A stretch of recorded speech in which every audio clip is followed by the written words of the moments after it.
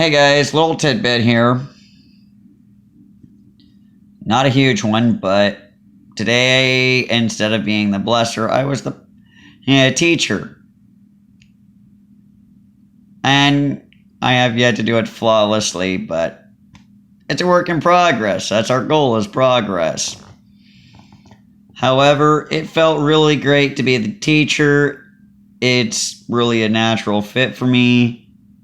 The gentleman I was teaching hadn't done that process in literally over, I know for a fact it was well over 25 years, because he said it had been way more years than he cared to admit.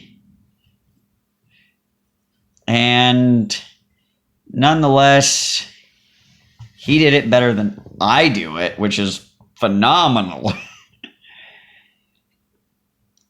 What really helped, I'm sure of it, is that I told some jokes in a whispered voice, kind of cooled his nerves, kept it very appropriate for the setting. One of the jokes I told him was, are we scrubbing for surgery, or are we getting ready to do sacrament? And we both chuckled, and we both knew the truth of it felt like we were scrubbing for surgery just to pass some, and just to do some blessing and all of that. To us, it kind of felt a little excessive, but hey, it is what it is.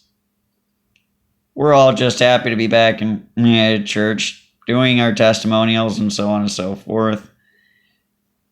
If you are in the Cheney, Washington area, and you are Cheney First Ward, and you're hesitant to come back because you're really not sure how it's being done, I'll tell you right now. The pastor, everyone is masked up, period, even me, which I don't like. But I endure because, quite frankly, that is literally my only exception I make, is church purposes only for wearing a mask. Other than that, I stand up for my right to say, no, you're not forcing me to do this. Now, I'm just going to add into this part that everyone from the pastors all the way up to the bishop and the priesthood are pretty much always gloved up. The mic gets sanitized between every person. We did testimonials today, and I encourage every one of you that are Cheney First Ward to please, if you're on the fence about it, just take a chance. And we have actually been debating putting even more rows of chairs out to maintain 6-foot distancing. We have it set up where on the end rows, which would be on the left and on the right, it's every other row, where the very front row is open to priesthood only for passing and stuff like that. In the center rows section, it is every other alternating, where the very front row is closed. But once you get back past that, it is all 6-foot spacing still between families. When you get into the folding chairs, it is literally, the chairs are in groups of 8 to 10. And they are, well, they're in rows 8 to 10, aisles on either side. We're thinking about going from 3 rows to 4. We're not 100% sure, but sometimes all it takes is provideth and they shall cometh, right? There's been a couple of benches available on every sermon. I'm not sure why. It is what it is. It is rather interesting in these times because everyone in the priesthood is having to go back to basics at some point in time and fill in somewhere except for pretty much just the bishop. It's not that he's above that work, it's just he has enough on his plate. He is literally doing just about everything as it relates to what he normally does, in the sense of planning this meeting and doing this and doing that and making sure this and that are all done, making sure it is that everything is going according to plan and that everything is going well. I am planning on, when it comes time to do testimonials, I have one called Connections. It is a titch longer than Bishop really likes, but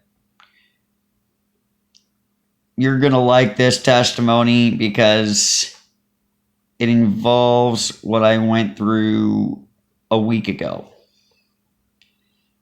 It was actually, I want to say, well, since you're watching this on November 2nd, it was roughly 10 days ago. Would have been a Friday, like 2 Fridays ago, that I lost my phone. And it spurred this exact testimony that I've called Connections. And I've told it to a couple of different groups, small little groups. They loved it. And I eventually may start doing testimonials on here. I'm just not sure about it, but I really would like to see what all of you think about testimonials of God. I have several testimonials that testimonies I'm ready to say. However, I wanted to give a little bit of notoriety in the sense that you know exactly what to come from me. If you really want to see it, you gotta put it down there in that dirt pit down there. Throw it down in that dirt pit. Put that seed in that dirt pit and let the farmer care for it. And believe you me, this farmer here can grow just about anything. He researches and does everything he needs to do to make sure it's got the conditions it needs. Anyways, y'all be safe out there. Y'all think about things and y'all get some food going in that brain of yours in the form of thoughts. If you're on the fence about going back to church because you know there's a higher power but you're not sure, check us out at the LDS church. Go to your local LDS church.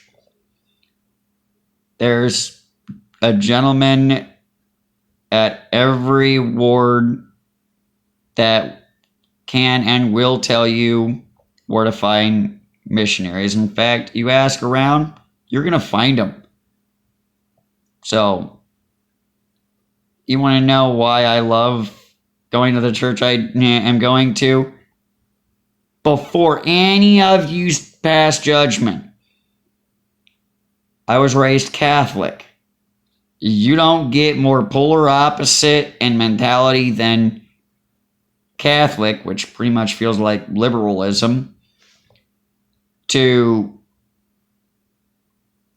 Church of Jesus Christ of Latter-day Saints is very conservatism. Very conservative. And generally speaking, we enjoy seeing people come in and investigate the church. And who knows? if you're in my ward, you might see me.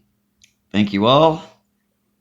And take this into consideration and to heart. And I look forward to potentially seeing you one day in my congregation, of which I work so hard to serve.